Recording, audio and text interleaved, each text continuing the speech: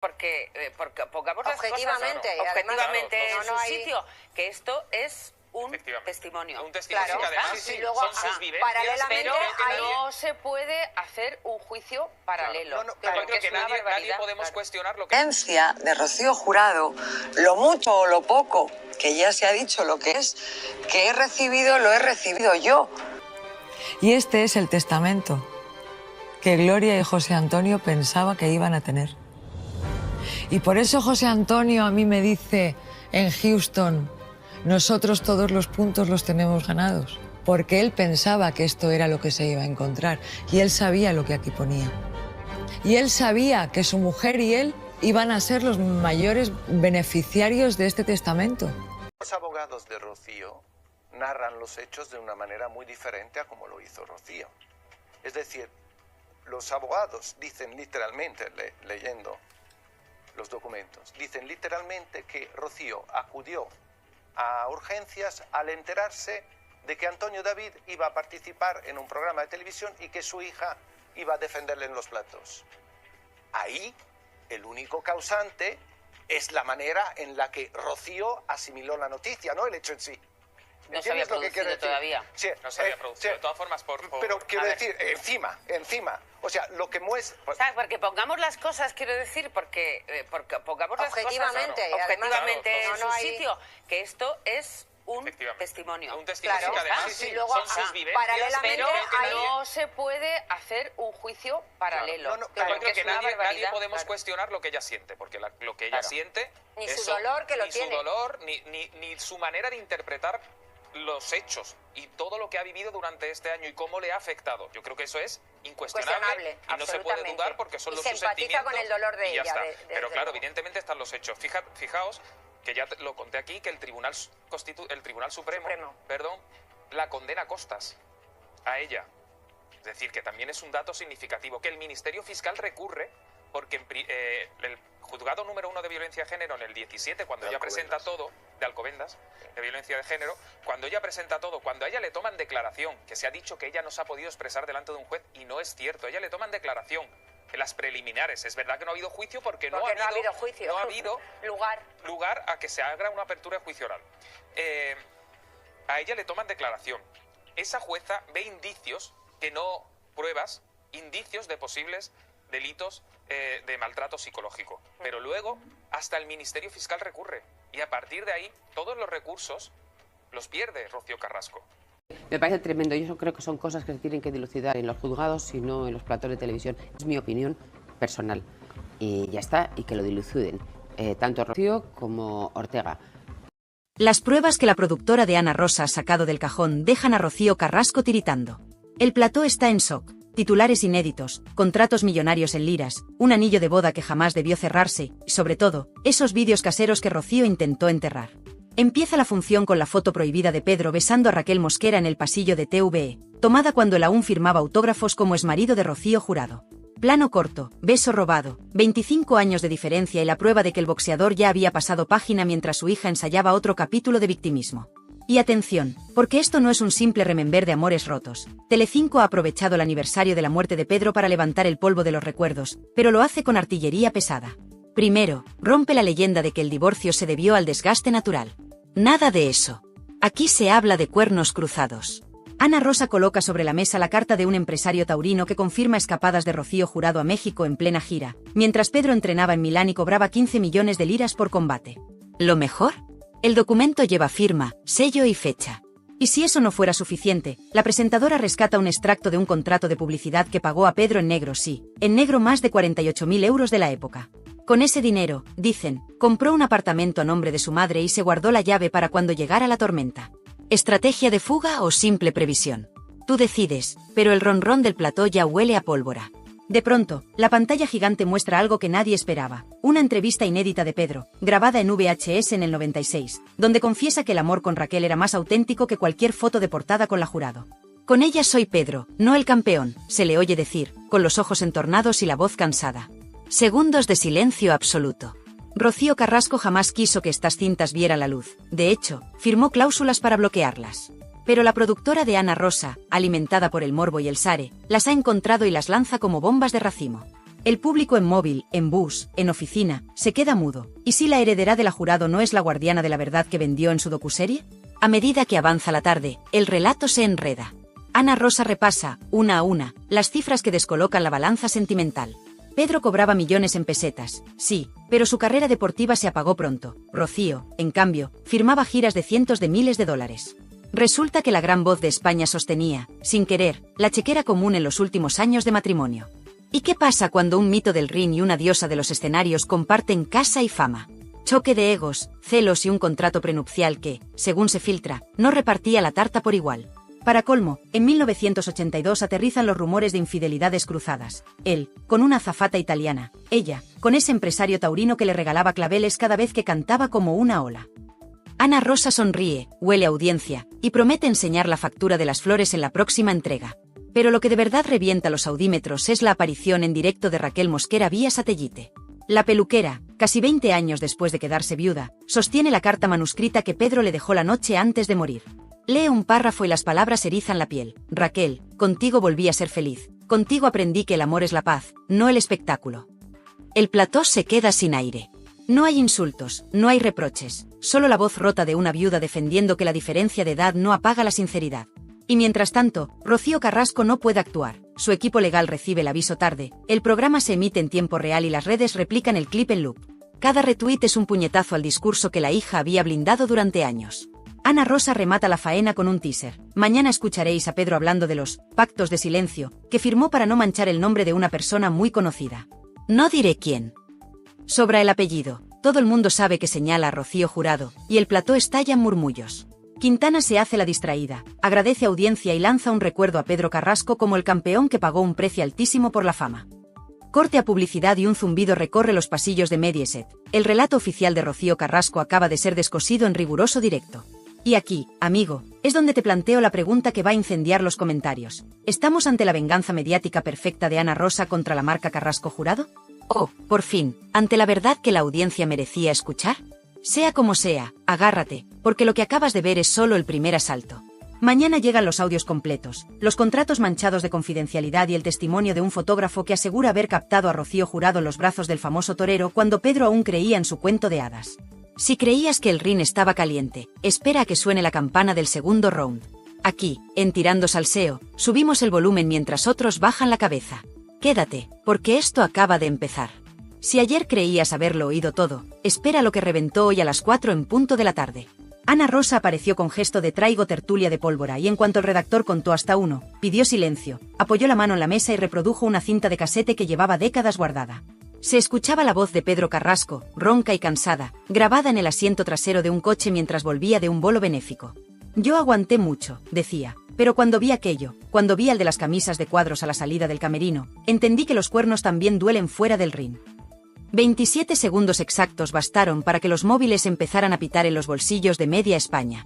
La frase el de las camisas de cuadros encendió todas las alarmas. Muchos veteranos del corazón identificaron esa descripción con Fidel Albiac en sus comienzos, años antes de que Rocío Carrasco lo presentase como su gran amor. Ana Rosa, sabiendo que el público pedía más carnaza, enfocó un recibo de hotel fechado en septiembre del 93. Habitación doble, Valencia, nombre de huésped F. Albiac y llamada cargada a la extensión de R. Carrasco. No había que ser detective para atar cabos. Las redes ardieron, los tertulianos se miraron en silencio y la cara de asombro de Alessandro Lecchio valía un poema. Para que nadie pensara que todo venía de oídas, la presentadora sacó el contrato de una gala taurina de aquel mismo mes. En él constaba que Rocío Jurado cantó en Jerez por $18.000, mientras Pedro estaba en Milán firmando una exhibición pagada en liras. La pantalla partió en dos aquel documento y, encima, superpuso el recibo del hotel con los nombres entrelazados.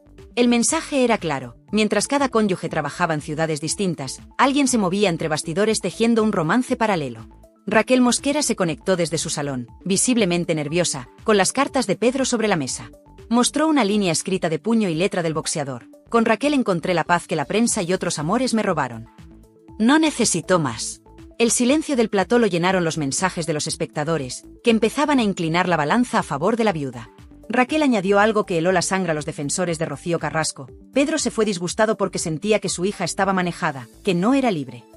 Luego se mordió la lengua, pero ya había dejado caer la sombra de Fidel sobre la relación padre-hija. Ana Rosa, sin perder ritmo, presentó a continuación un viejo recorte donde la propia Rocío Carrasco, en 1998, aseguraba: «Me he enamorado una sola vez en mi vida, y fue después del divorcio de mis padres». El programa devolvió la imagen al recibo de hotel, dejando que el público sacara la cuenta: divorcio en el 91, recibo en el 93. Un cronista veterano intervino para explicar que, en aquellos años, Rocío aún vivía en casa de su madre y que Fidel era técnico de sonido en algunas de las giras de la Jurado. Todo estaba más cerca de lo que parecía, sentenció. Llegó el momento de las cifras. Un gráfico muy sencillo mostró los ingresos paralelos de la pareja cuando el matrimonio se tambaleaba. 1992, gira de Rocío Jurado por Veracruz, $18.000. 1992, exhibición de Pedro en Roma, 12.000 liras, 7.000 euros de hoy. 1993, una semana después, compra de joyas en Vía Montenapoleone a nombre de R. Carrasco, $6.800. El contraste era brutal, ella multiplicaba contratos y él se mantenía a flote con exhibiciones puntuales. Ana Rosa lanzó la pregunta que muchos se hacían en casa: ¿de verdad la versión oficial es que él era el millonario y ella la sufridora? Más de un espectador se quedó clavado frente al televisor, recordando los relatos emotivos de la docuserie donde la hija pintaba a su padre como el hombre rico que arrastraba a la madre de concierto en concierto. Para meter más leña, un testigo inesperado entró por teléfono. Un antiguo chofer de la familia contó, sin titubeos, que en Navidad del 89 llevó a Pedro a un chalet de la Sierra para un encuentro discreto con una mujer que no era Rocío Jurado. No dio nombre, pero sí dijo que la señora cantaba fandangos y trabajaba en un local de peinados. El plató entero entendió la indirecta a Raquel Mosquera.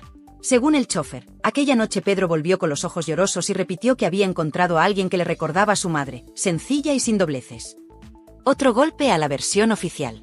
Mientras la conversación subía de tono, la dirección del programa recibió un escrito del despacho de Rocío Carrasco pidiendo que no se difundieran documentos privados. Ana Rosa lo leyó en voz alta: solicitamos cese inmediato de la emisión de material íntimo. Después lo dejó sobre la mesa y continuó: cuando la verdad se sustenta con papeles, no hay despacho que pueda taparla. Los aplausos retumbaron. Entonces llegó el bombazo final de la tarde, un fragmento más largo del casete de Pedro. En esa parte, el excampeón confesaba que estaba redactando un nuevo testamento para dejarle su chalet a Raquel y que mi hija ya vive con quien quiere y tiene de sobra. La frase cayó como un martillo. Significaba que el famoso legado Carrasco no iba a ir todo a la rama Jurado Carrasco, como muchos creían. De fondo, la mirada de Raquel se llenó de lágrimas. Los tertulianos empezaron a barajar qué parte de la herencia podría haber cambiado de manos y cómo afectaría eso a las batallas legales pendientes. La tarde terminó con Ana Rosa adelantando que hoy mismo había localizado la póliza de seguro de vida de Pedro, donde figuraba Raquel Mosquera como beneficiaria principal. Y avisó con una sonrisa fría: mañana veremos cuánto dinero cambió de destino aquel enero de 2001. Fue suficiente para que varios patrocinadores reservasen espacio publicitario antes de acabar la emisión. Cuando las luces del plató se apagaron, quedaban flotando 3 preguntas que iban a incendiar sobremesas, cenas y redes sociales. ¿Conocía Rocío Carrasco la relación exacta de su padre con Fidel antes de que su madre falleciera? ¿Cuántos papeles más guardan los archivos olvidados de Televisión Española y de las productoras de los 90? ¿Volverá a hablar Raquel Mosquera o preferirá guardar el próximo movimiento legal de la heredera? Mientras tanto, medio país preparaba palomitas para la siguiente entrega y la otra mitad buscaba viejos recortes para comprobar hasta qué punto les habían contado la historia al revés. Unos querían justicia para el campeón, otros ansiaban ver caer a la hija que monopolizó los platós, y todos sabían que Ana Rosa apenas había desplegado la primera carta del mazo. La partida seguía en marcha, y cada palabra nueva de Pedro en aquellas cintas prometía un golpe directo a la mandíbula del relato oficial. Nada más empezar el programa, Ana Rosa alzó un papel con membrete bancario suizo, lo agitó ante la cámara y soltó: aquí está, el dinero que nadie quería enseñar. Ni sintonía ni presentación, fue una bofetada directa al público. El documento, con fecha de abril de 1994, mostraba un ingreso de 137.000 francos suizos a nombre de R. Jurado, procedente de una sociedad radicada en Nassau. Acto seguido, la presentadora dio paso a un especialista en finanzas que tradujo la cifra a nuestra moneda: más de 18 millones de pesetas de aquella época, casi 110.000 euros de hoy. Con esto, añadió, se pagó un lote de joyas y se reservó un ático en Miami. La mesa se quedó muda. El público, en casa, apretaba la taza de café. La artista, siempre retratada como la esposa sufridora de un boxeador millonario, manejaba, en realidad, fortunas que no aparecían en ningún reportaje de los 90. Con la pantalla partida, el programa emitió el extracto de una cuenta corriente a nombre de Pedro Carrasco. Apenas 300.000 pesetas a crédito, menos de 2.000 euros, el mismo mes que la Jurado ingresaba aquella lluvia de francos. Ana Rosa no necesitó frases grandilocuentes, bastó con apuntar a la diferencia y preguntar: ¿por qué se dijo durante años que Pedro era el rico y Rocío la sacrificada? El desconcierto cruzó el plató. Los tertulianos rebuscaban en sus notas y un ronrón de indignación crecía en redes. Al otro lado del teléfono, un viejo representante de artistas confirmó que, tras la boda, todos los contratos de la cantante incluían una cláusula de confidencialidad sobre honorarios, para evitar celos y comentarios. Esa palabra, celos, flotó como un fantasma. ¿Había celos también en la hija que ahora perdía el control del relato? No dio tiempo a procesar el dato cuando Ana Rosa pinchó a Raquel Mosquera en directo. La viuda, más firme que el día anterior, mostró 2 recibos de la clínica de fertilidad a la que acudió con Pedro en 1999. Cada ciclo costó 700.000 pesetas y lo pagó él con un cheque a su nombre. Raquel añadió una frase que golpeó duro. Pedro quería otro hijo para demostrarle al mundo que aún tenía fuerza, y se le rompió el corazón cuando supo que su patrimonio no alcanzaba para blindar a ese bebé del ruido mediático. El plató enmudeció. Un tertuliano dejó caer que quizá el boxeador temía que la herencia quedara en disputa con su primera hija. Raquel, sin pestañear, sacó un tercer papel, la póliza de seguro de vida con ella como beneficiaria principal y una nota manuscrita de Pedro que decía, para nuestra futura familia. Una bofetada al argumento de Rocío Carrasco sobre el capricho pasajero del segundo matrimonio. Mientras los móviles hervían, Ana Rosa sacó su siguiente as de la manga, un reportaje cargado de nostalgia, con imágenes de archivo donde Pedro recibe un ramo de claveles rojos después de un bolo, ramo enviado, según la carta adjunta, por un gran amigo mexicano que te admira. La tarjeta estaba firmada con iniciales imposibles de confundir, OCF. El realizador congeló la imagen y el rótulo dejó claro lo que medio país ya intuía, OCF igual a Ortega Cano. En ese instante, los mensajes en WhatsApp se dispararon. Si el diestro enviaba flores al boxeador, era un gesto de camaradería o un detalle encubierto para Rocío Jurado. A la media hora de programa, llegó otro audio inédito de Pedro. Esta vez se le escuchaba en tono íntimo, grabado, según el rótulo, durante una sobremesa de Navidad de 1995. La fama mata lo que toca, decía, y si a la fama le sumas la ambición, te quedas solo. Añadía que a mi niña la están vistiendo de muñeca y no se da cuenta. En el plató, el eco de esas palabras fue un mazazo. Pedro denunciaba, sin nombrarlos, la influencia de la madre y de Fidel sobre Rocío Carrasco. Tras la grabación, Ana Rosa miró al público y sentenció, un padre pidiendo ayuda en mitad de una cena familiar. ¿Dónde estaba la que hoy presume de haberlo protegido? El silencio se hizo tan denso que se cortaba.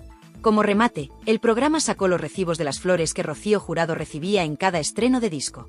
Uno de ellos, fechado en 1991, ascendía a 60.000 pesetas. La tarjeta la firmaba F. Albiac, entonces ayudante de escenario. El contertulio Luis Rollán, amigo de la Jurado, se pasó la mano por la frente y admitió que nunca había visto aquel gasto. Pero lo cierto es que Fidel se movía cerca de la familia desde mucho antes de lo que cuenta la versión oficial. Fue la frase que detonó el hashtag #Fidel desde el principio. En paralelo, llegó un comunicado del despacho de Rocío Carrasco. Esta vez, le llamaron nota legal, exigiendo rectificaciones. Ana Rosa lo leyó sin anglicismos ni tecnicismos. La señora Carrasco exige que se respete su intimidad y que no se difundan más documentos privados. La presentadora levantó la vista y con voz serena respondió, nosotros respetamos la ley, pero respetamos aún más la memoria de Pedro Carrasco, que no pudo defenderse en vida. El plató estalló en aplausos. El público mayor, el de esa franja de 55 años que sigue la sobremesa, entendió cada palabra. Y la emoción cruzó la pantalla. Mensajes de apoyo a Raquel se multiplicaron y hasta espectadores que antes estaban con la docuserie empezaban a dudar. Para cerrar la jornada, Ana Rosa se guardó un gancho final. Conectó con un notario jubilado que atendió a Pedro en 2000. El hombre mostró una copia autenticada de un borrador de testamento, no el definitivo, con una cláusula sorprendente. Legaba a Raquel el 50% de los derechos de imagen que aún generara su nombre. Aquello dinamitó la creencia de que todo lo que producía la leyenda Carrasco pertenecía a Rocío Carrasco. El notario aseguró que ese borrador existió, aunque no sabe si se firmó antes del infarto. Prometió enviar el documento completo al programa si la familia no lo impugnaba. El suspense quedó servido. Todo esto en hora y media de directo. Las reacciones fueron inmediatas. Los espectadores mayores compartían recuerdos de las galas de Rocío Jurado y comparaban fechas con los extractos suizos. Los más jóvenes abrían hebras de Twitter sobre manipulación familiar y gastaban memes con flores de 60.000 pesetas. La propia productora de Rocío Carrasco filtró a algunos digitales que estudiaba denunciar revelación de secretos, pero la bola de nieve ya rodaba. Ana Rosa cerró con una mirada al objetivo y una promesa. Mañana mostramos el parte médico donde el cardiólogo de Pedro advierte, estrés familiar mantenido como factor de riesgo. Y veremos quién provocaba ese estrés. Sin despedidas grandilocuentes, solo una última frase para la audiencia que, a esas alturas, estaba pegada al sillón. No cambien de canal, que esto solo acaba de empezar. El SARE se disparó hasta rozar el 21% y el zumbido de los móviles confirmó que el país entero pedía más. ¿Conclusión? No hubo cortina de humo ni Toby Continued en inglés. Simplemente un hasta mañana que huele a más papeles, más cintas y más secretos de un clan que, por primera vez, ya no controla la versión oficial. Y ahora la pelota está en el tejado de Rocío Carrasco. Si responde, avivará el fuego. Si calla, confirmará cada sospecha. Mientras, España ya se ha dividido en dos equipos, los que creen que Pedro murió traicionado por su propia sangre y los que aún defienden la versión de la hija. Se avecina tormenta y, con ella, la certeza de que el salseo no entiende de treguas, ni de silencios. Cuando parecía que ya lo habíamos escuchado todo, Ana Rosa regresó al plató con una nueva bomba que dejó al país con el café a medio tomar. Un documento legal firmado en 1996 donde Pedro Carrasco solicitaba la revisión de la custodia compartida de su hija. El público se quedó de piedra. Pedro había querido volver a tener contacto regular con Rocío Carrasco cuando ésta ya vivía bajo la influencia de Fidel. La respuesta estaba ahí, con el membrete del Juzgado de Familia de Madrid y la firma del exboxeador. El motivo alegado era claro y contundente: cambios en el entorno de convivencia de la menor que afectan a su estabilidad emocional. La frase encendió todos los platós de televisión como un cerillo en un charco de gasolina. Acto seguido, Ana Rosa sacó lo que calificó como el parte médico que prometimos ayer, un informe emitido por el cardiólogo de Pedro, fechado apenas 5 meses antes de su muerte, en el que se especificaba que sufría arritmia agravada por estrés familiar mantenido, entorno tóxico y ansiedad situacional crónica. Ningún nombre, claro, pero las piezas encajaban como un dominó de cristal a punto de estallar. El plató se congeló. Los tertulianos se miraban entre ellos, sabiendo que esta vez la acusación no venía de rumores, sino de un informe clínico. Esto ya no es salseo, es tragedia griega, susurró uno. Raquel Mosquera, una vez más, se conectó desde su salón, esta vez con una camisa blanca impecable, sin apenas maquillaje y con los ojos hinchados. Pero habló. Y vaya si habló. Sacó de su bolso un pequeño marco con una foto en blanco y negro, Pedro en bata de entrenamiento, ella abrazada a su cintura. Esto fue el día que le dijeron que Rocío no le cogía el teléfono desde hacía 3 meses, dijo. Y añadió, esa noche lloró como un niño. Me dijo, me han robado a mi hija y encima me llaman manipulador. El plató entero se vino abajo. La audiencia se fundía con la pantalla. El dolor atravesaba como un cuchillo de mantequilla. Raquel, entre lágrimas, terminó diciendo, yo no soy periodista, pero el Pedro que yo conocí no mentía. Se murió pensando que su hija ya no era su hija. En ese instante, Ana Rosa detuvo el ritmo y pidió silencio. Señoras y señores, dijo con una solemnidad casi fúnebre, vamos a emitir ahora el audio más delicado de todos. El silencio era total. Ni un estornudo. Ni un clic de bolígrafo. Solo tensión. Y entonces se escuchó. Era la voz de Pedro Carrasco, grabada en un contestador automático. Rocío, soy papá. Solo quería saber si te hace falta algo. Llamo mañana otra vez. Un beso. La fecha era 1998. 3 llamadas así se reprodujeron. En ninguna hubo respuesta. Ana Rosa miró al público. No son acusaciones. Son hechos. El siguiente bloque fue aún más brutal. Se conectó en directo una enfermera que trabajó en la clínica donde Pedro fue ingresado en 2000 por una crisis nerviosa. Lo contó sin filtros. Pedro llegó descompuesto. Repetía que se sentía solo, traicionado. Que se había equivocado con la persona que había dejado que criara a su hija. Alguien preguntó si hablaba de Rocío Jurado. Ella, sin pestañear, dijo, no. Hablaba del chico ese, el de las camisas de cuadros. El fantasma de Fidel volvía a asomar como un espectro incómodo en cada frase. Pero el plató estalló en un rugido cuando Ana Rosa leyó en voz alta una carta manuscrita de Pedro, enviada a un amigo periodista en 1999 y nunca publicada. En ella, el campeón de Europa decía, mi historia está contada por otros. Algún día me gustaría contar mi verdad, pero creo que ya es tarde. Esa frase provocó un silencio sepulcral en el estudio. El realizador, sabiendo lo que hacía, enfocó el rostro de Raquel. Una lágrima descendía por su mejilla. El público en casa no pestañeaba. Y las redes, mientras tanto, ardían como nunca. Y entonces, otro personaje irrumpió. Un excompañero de entrenamientos de Pedro que se encontraba en Miami llamó al programa en directo. Confirmó que en el año 1995, en una conversación privada, Pedro le confesó que sentía que Fidel había separado a Rocío Carrasco de su familia. Y dejó una frase lapidaria, Pedro no le tenía miedo a nadie, excepto a quedarse solo. Ahí fue cuando se empezaron a contar los minutos para el comunicado de Rocío Carrasco, que se sabía inminente. En paralelo, desde el departamento legal de Mediaset llegaba una advertencia, posible violación de derechos de imagen si se emite el testamento original sin consentimiento de los herederos legales. Pero ya era tarde. Ana Rosa alzó un sobrelacrado y dijo, esto es el testamento que Pedro firmó 2 semanas antes de morir.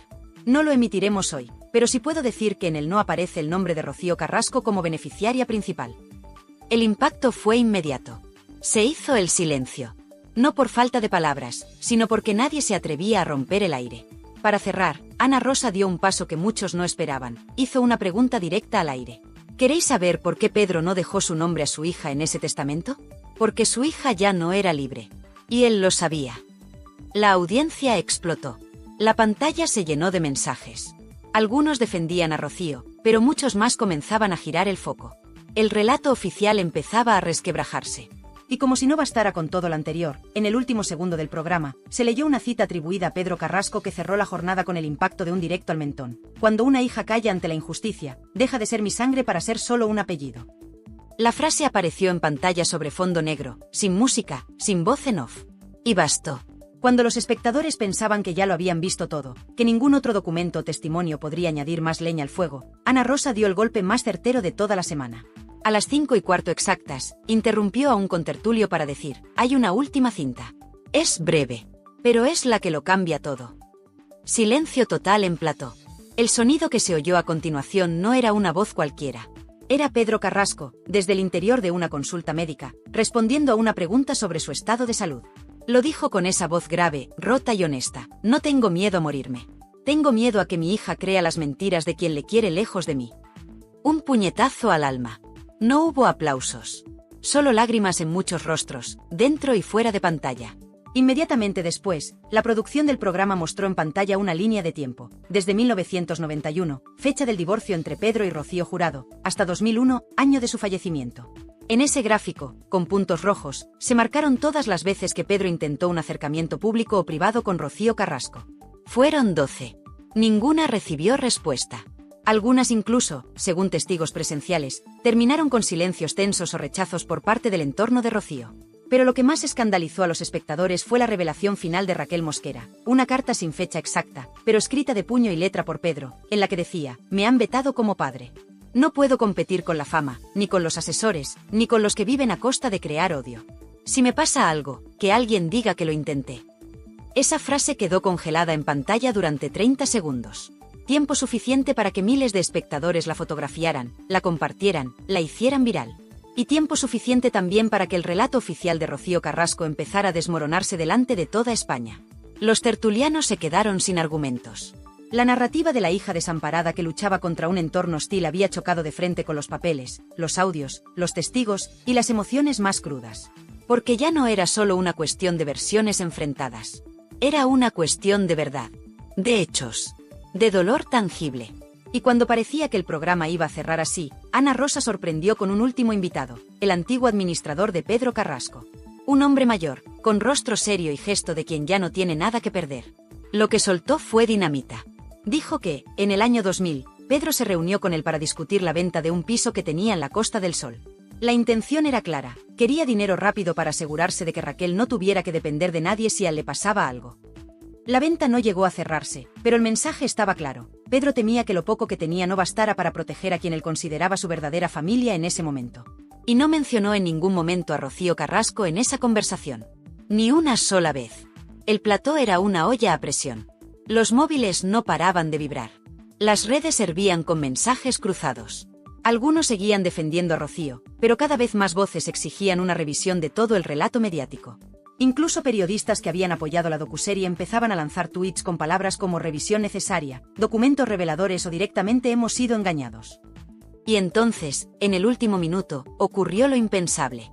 Ana Rosa pidió a realización que cortaran las luces y dejaran solo la imagen del chalet de Pedro Carrasco en Torrelodones. En pantalla, una cámara lenta mostraba el portón de entrada, una bugambilla que trepaba por la verja, y la voz en off de Pedro, rescatada de archivo, diciendo, este es mi rincón de paz. Aquí fui feliz. Nada más. No hizo falta ningún editorial, ninguna conclusión. Ese plano silencioso, cargado de melancolía, fue el clavo en el ataúd de la historia oficial que durante décadas nos habían contado. Al terminar la emisión, Telecinco tuvo que emitir un comunicado reconociendo que los documentos presentados eran auténticos, y que cualquier derecho a réplica por parte de Rocío Carrasco quedaba garantizado. Pero ella, hasta ese momento, no dijo ni una palabra. El país entero estaba dividido. Las sobremesas de 500.000 de hogares se habían transformado en juicios improvisados. En peluquerías, panaderías y autobuses se repetían las frases de Pedro como mantras. En redes, los hashtags almohadilla Pedro Carrasco tenía razón y almohadilla la verdad de Raquel Mosquera arrasaban en tendencias. Y en medio de todo este terremoto, solo una pregunta quedaba flotando. ¿Quién repara el daño hecho cuando la verdad llega demasiado tarde?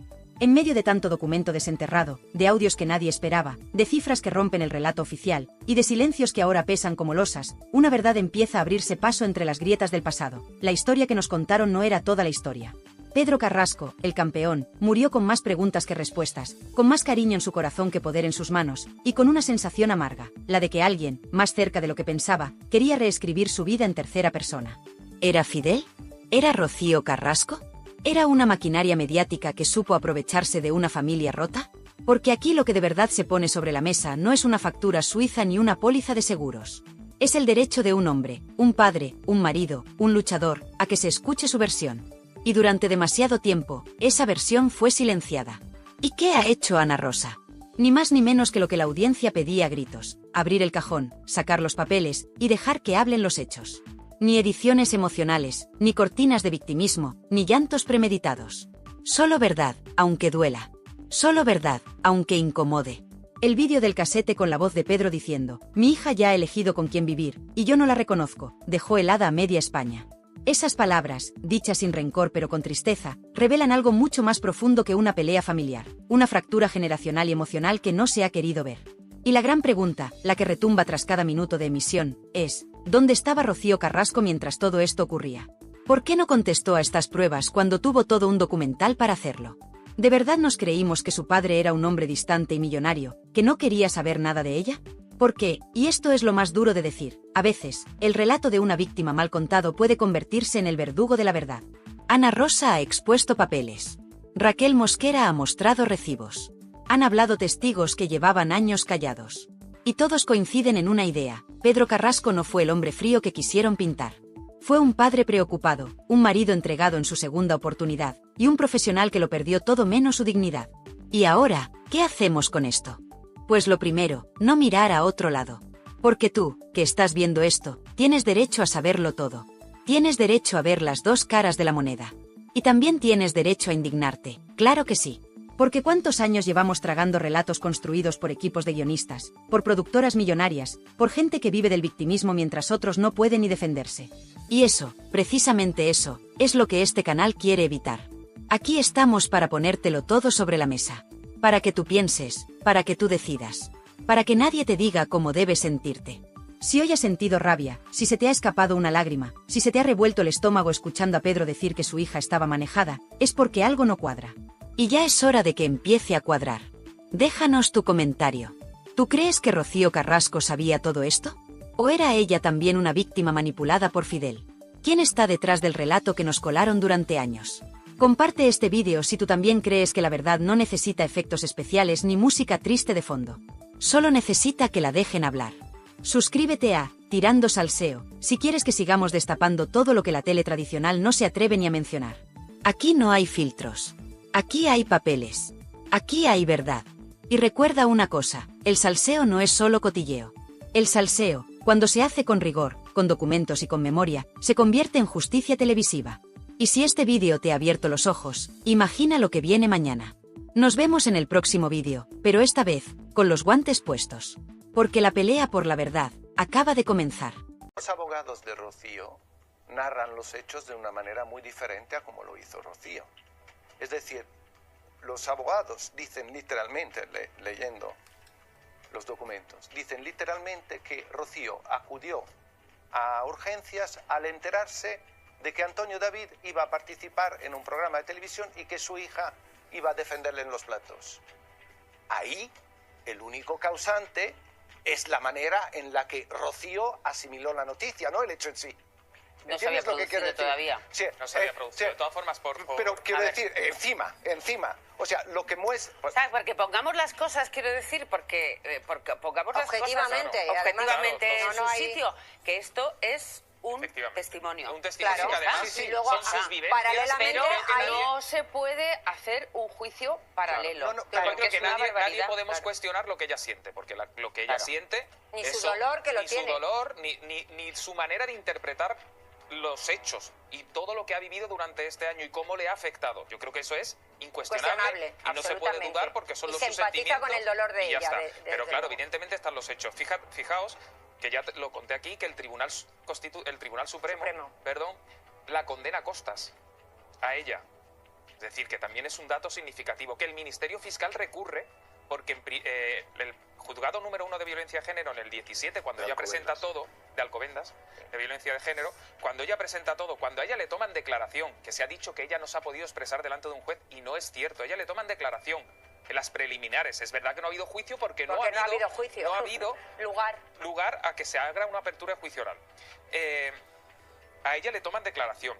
Esa jueza ve indicios, que no pruebas, indicios de posibles delitos de maltrato psicológico. Pero luego hasta el Ministerio Fiscal recurre y a partir de ahí todos los recursos los pierde Rocío Carrasco. Me parece tremendo. Yo creo que son cosas que se tienen que dilucidar en los juzgados y no en los platos de televisión. Es mi opinión personal. Y ya está, y que lo diluciden. Tanto Rocío como Ortega. Porque pongamos las cosas objetivamente en su sitio, que esto es un testimonio. Un testimonio que además y luego, son sus vivencias. Pero no se puede hacer un juicio paralelo. Claro, que nadie podemos cuestionar lo que... La sentencia de Rocío Jurado, lo mucho o lo poco, que ya se ha dicho lo que es, que he recibido, lo he recibido yo. Y este es el testamento que Gloria y José Antonio pensaba que iban a tener. Y por eso José Antonio a mí me dice en Houston: nosotros todos los puntos los tenemos ganados, porque él pensaba que esto era lo que se iba a encontrar y él sabía lo que aquí ponía. Y él sabía que su mujer y él iban a ser los mayores beneficiarios de este testamento.